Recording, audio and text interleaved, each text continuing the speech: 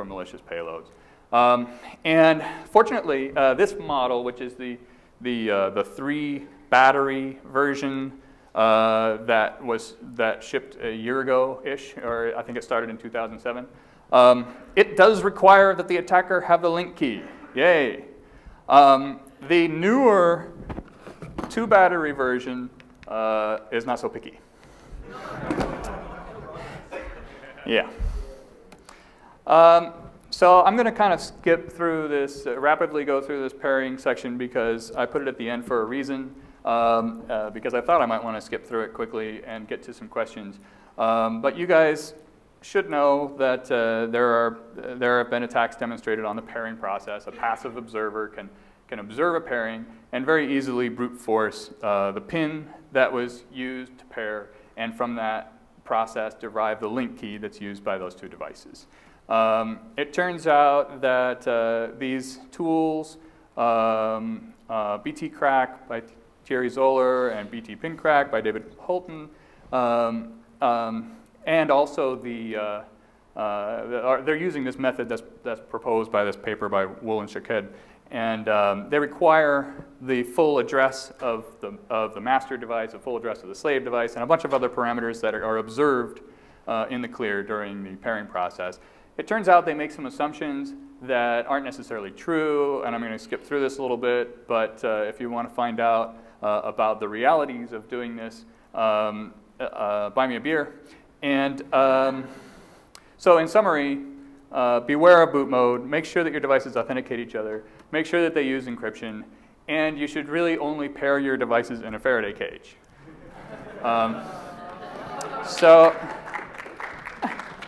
The HID profile says that it should provide a clear value-added security benefit to Bluetooth keyboards over existing wireless keyboards. Okay, and I thought I heard a little chuckle, but whoever was laughing probably hasn't looked at any other wireless keyboards, because I think they actually met this goal. I think these are way better than any other wireless keyboard that anybody's really looked at. But there's a lot of room for improvement, obviously.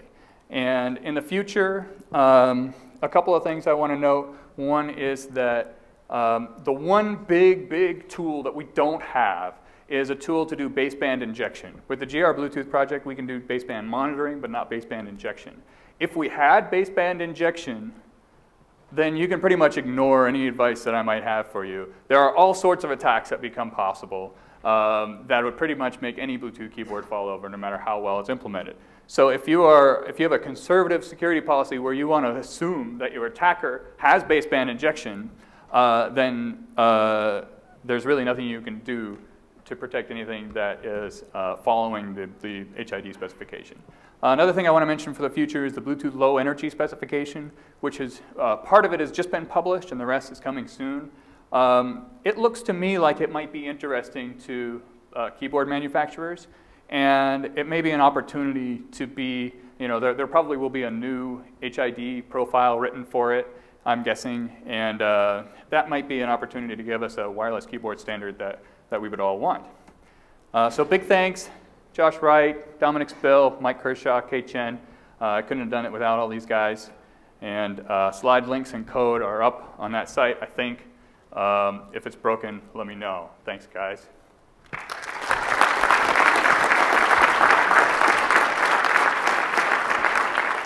And do we have time for a couple questions? Yes? Go. So you're putting a lot of faith in people actually being near their computers for any time. A lot of the stuff can be ignored. You can directly attack if somebody goes on a coffee break or to the restroom or out on lunch in an office environment. Mm-hmm. So you didn't mention that, but how much of a factor does that make it easier to just make this work? The question, if I heard it right, is how much easier is this stuff, are these attacks, considering that people tend to get up from their computers for brief periods of time and go on a coffee break or something like that.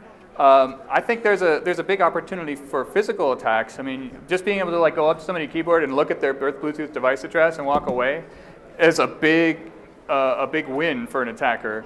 But But from the over-the-air interface, you're not really going to get an opportunity as an attacker to get in unless one of those devices is actually turned off or moved out of range.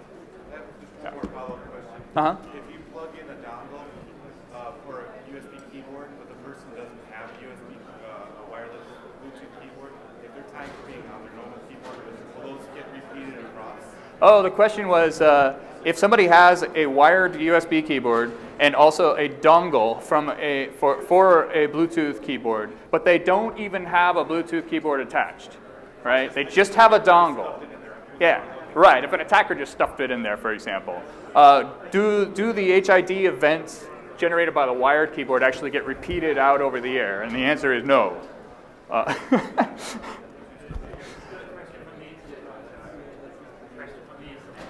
Oh, a question from the internet. Yes, excellent.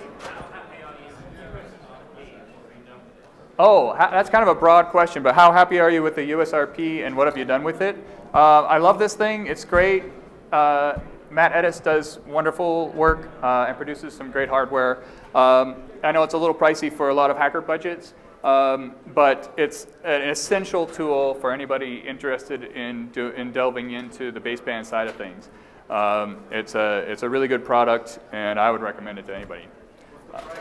The price is including a basic daughter board setup and everything you need to get going with this stuff is in the neighborhood of $1,000. So I'm actually really interested in working on developing like a lower cost alternative that would be capable of, say, sniffing just a single channel of Bluetooth, which is exactly what I was doing with the Kismet plugin. To find device addresses, and if people are interested in that kind of thing and maybe helping develop it, I'd love to talk to them. So thanks, everybody. I'm going to save your question for later, Rick.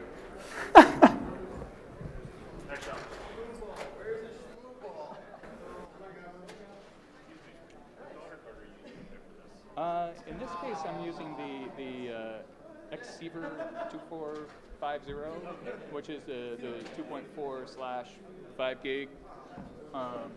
But I've also used the 2400, the RFX 2400. And all the USRP1 The only thing that I've done with the USRP2 that I can't do with the USRP1 is all-channel monitoring. And the method that I use for all-channel monitoring, if you're interested in that, check out the video from my Shmoocon talk last year.